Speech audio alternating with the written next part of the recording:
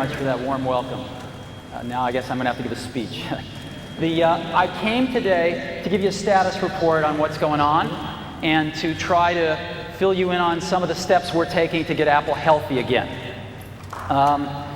As you know, I'm the chairman and CEO of a company called Pixar, and thank you. And I, like a lot of other people, are pulling together to help Apple get healthy again, and I am extraordinarily confident that that is going to happen. Now, when I started to get involved, a lot of people gave me advice. And some of the advice that was the most popular was Apple has become irrelevant. There was a great one that was Apple can't execute anything. And another one was the Apple culture is anarchy. No one could manage it. You've read all these things in the press. And after 4 weeks, here's what I found. Quite the opposite of these things, actually. Apple's not relevant as it used to be everywhere, but in some incredibly important market segments, it's extraordinarily relevant. And I want to share some of that with you today. Apple is executing wonderfully on many of the wrong things. The ability of the organization to execute is really high, though. I mean, I've met some extraordinary people at Apple. There's a lot of great people at Apple. They're doing some of the wrong things because the plan has been wrong. And lastly, what I found is rather than anarchy, I found people that can't wait to fall into line behind a good strategy. There just hasn't been one.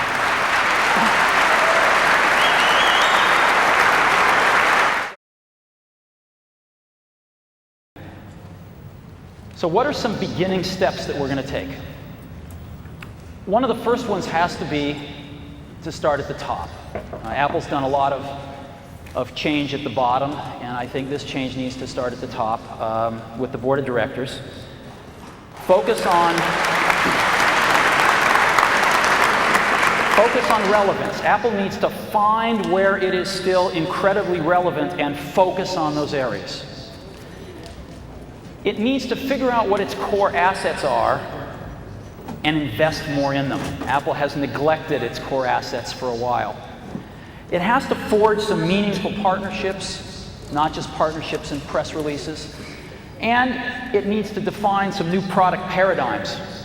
And we've got some great ideas. I'm not going to be talking about products today, though. I just want to let you know that we have some wonderful ideas that you'll be hearing about between now and the end of the year. Now, I put together a little video. If you'd like, I'll show it to you. That just we asked the board members a few questions, and you can just maybe get a little familiar with them. Would you like to see it? Let's go ahead and roll that.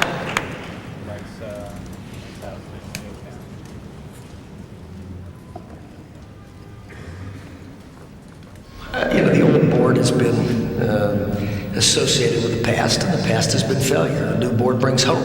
The new group of people on the Apple board are all computer insiders.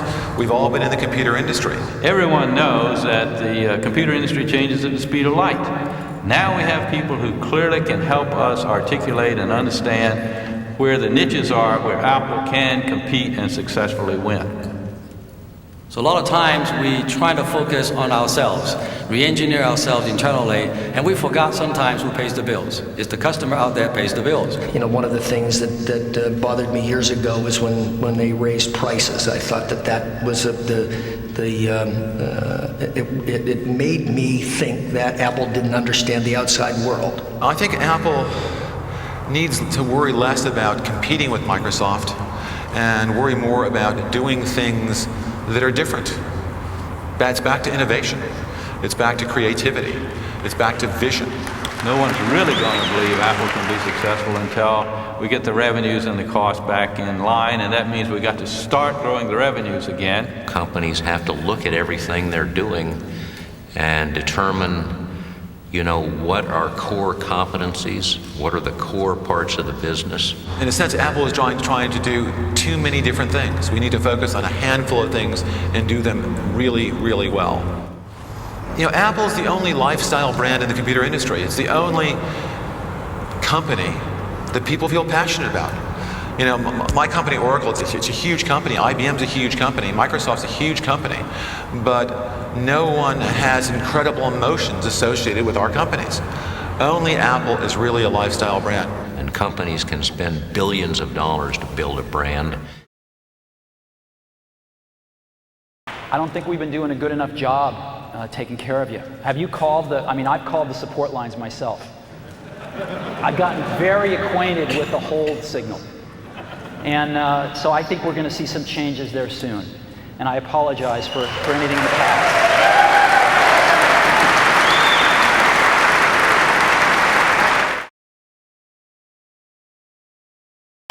But what I want to do right now is get a little more analytical.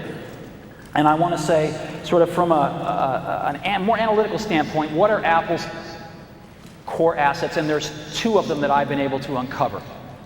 The first one is the brand itself, and the second is the Mac OS. Now, the brand, if you asked, what are the 5 greatest brands in the world? If you went out and you asked professionals this question, I think Nike would be on everybody's list, Coca-Cola would be on everybody's list, Disney would be on everybody's list, and Apple would be on everybody's list. We have one of the world's greatest brands, and we haven't paid much attention to it in the last several years, and I think you're going to see that start to change. And now I want to focus on the Mac OS. The Mac OS is an incredibly core asset to Apple, and we've been walking all over it. Most people think that we're about to abandon the Mac OS. Most people think that, Macintosh OS 8, which we just released, was codenamed Tempo, as you know, right? So we just released Tempo. Most people think our next release next year, which is codenamed Allegro, will come out, but then our next release will be Requiem. And it's crazy. It's absolutely crazy. The Mac OS is still the best thing in the world. It is still the best thing in the world. There are over 20 million active users. The number's a little closer to 25 million. There are thousands of developers, and there's $1.5 billion software industry built around this thing. This is one of the core assets of the company. And we are going to invest a lot more in it because we think it is an incredible asset and it has yet to really be fully exploited. Apple is about the Mac OS. We're going to be doing other things because we're creative people. But at the core, Apple is about the Mac OS, and all of the fears that I've heard of people that we're abandoning it are absolutely not true.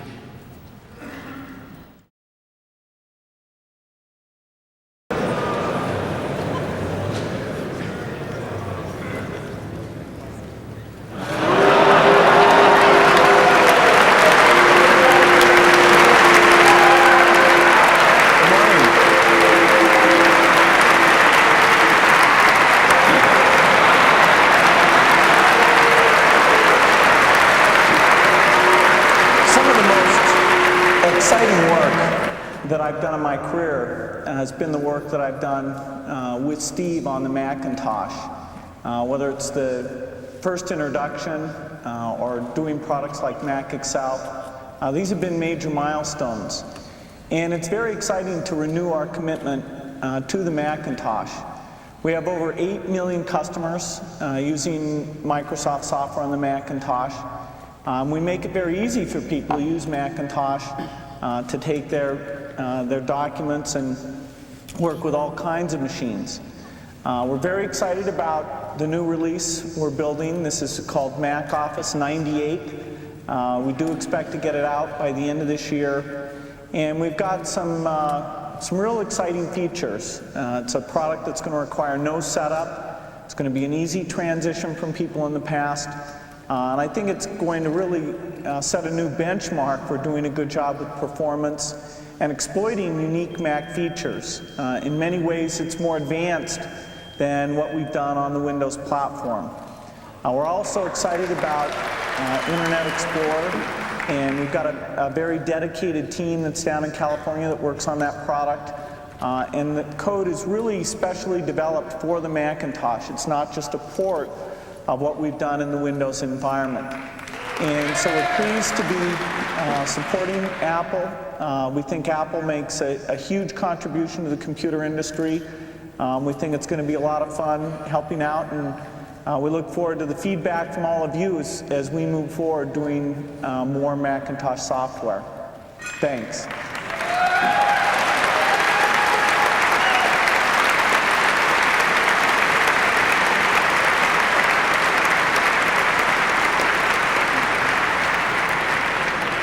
Thank you, Bill. You know, where we are right now is we're shepherding some of the greatest assets in the computer industry. And if we want to move forward and see Apple healthy and prospering again, we have to let go of a few things here.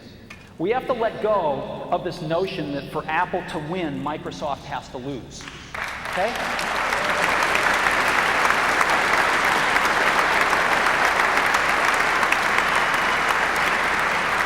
We have to embrace a notion that for Apple to win, Apple has to do a really good job. And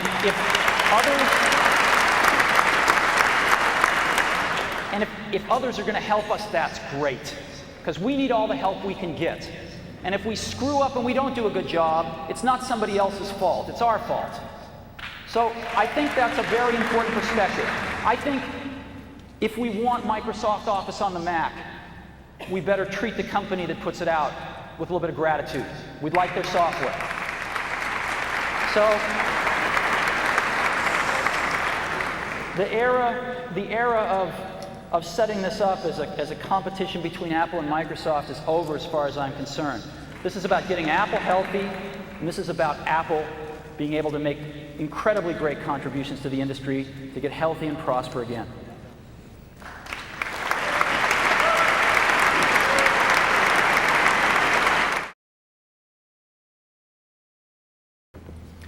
Lastly, I want to just talk a little about Apple and the brand and what it means, I think, to a lot of us.